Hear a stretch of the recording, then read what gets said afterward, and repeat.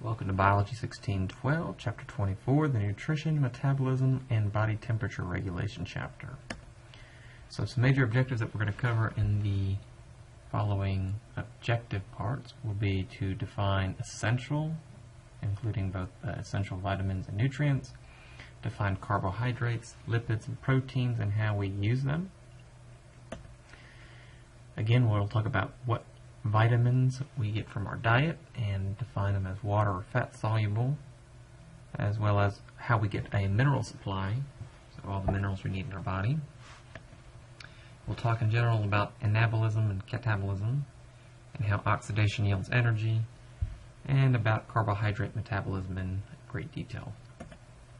So in part one, let's talk about metabolism, or nutrient pool, and the term calorie. So blank is referring to all the chemical reactions that occur in an organism. And when we look at our metabolism, all of these reactions that are occurring within our body, we can break them up into processes known as anabolic or catabolic processes. And when we're synthesizing new organic molecules or building something, that's an anabolic process. And catabolic processes will break down that stored or built tissue to yield nutrients for another area of the body. And we're going to see the link between this nutrient pool, or this anabolic and catabolic these processes, as being the mitochondria for the production of energy.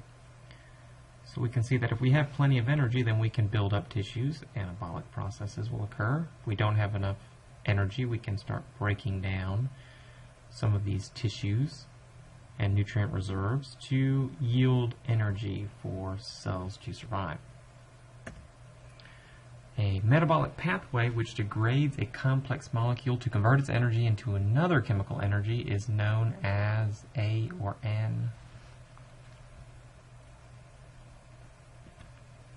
So some extreme examples of anabolic and catabolic processes are shown here, with someone who has unfortunately died from cancer, and the cancerous cells, are stripping the nutrients away from the body and breaking down the reserves. So that's an extreme catabolic process in which we're taking these molecules and breaking them down to supply energy to other cells. And in an anabolic process, such as bodybuilding, we're taking simple molecules and using them to build more complex structures like muscle tissue. The FDA has a food pyramid that allows us to state the approximate proportion of our diet that should come from grains, vegetables, fruits, milk, meat, and beans. The old food pyramid was structured a little bit differently, but still it's recommended that about 6 ounces come from grains, and about 5 ounces come from meat and beans. And as you can see, the oils compose quite a small set or portion of the actual food pyramid. So what is the nutrient pool? As nutrition is defined, it's food that is used for growth, maintenance, and repair of our cells. This includes the carbs, carbohydrates, lipids, and proteins, as well as the nutrients that we need for the metabolism of carbs, lipids, and proteins. That includes vitamins and minerals. And of course, we can't forget water.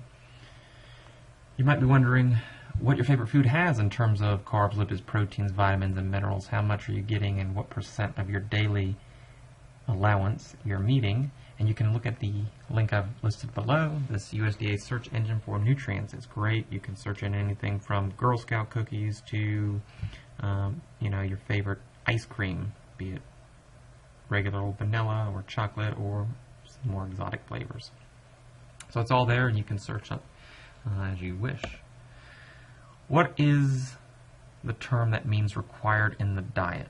It is essential, and there are about 45 molecules that we must consume in our diet on a fairly daily basis because we don't make them or we just use them so quickly.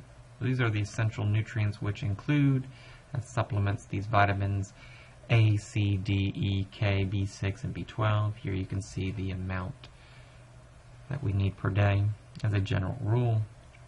But we also have these minerals like calcium, iron, iodine, among many others and trace amounts that we do need as essential. We have to get them from our diet.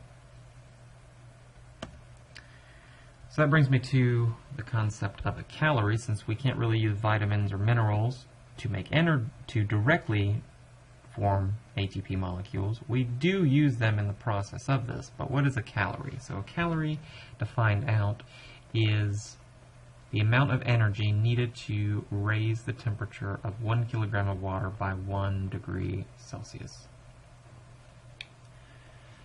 Some of us might be saying, okay, what about this diet that I'm trying out or I'm thinking about? Essentially, you have to consume 3,500 fewer calories to lose 1 pound of body fat. So 3,500 calories would essentially be your required burning or decrease in normal intake to actually lose 1 pound of body fat.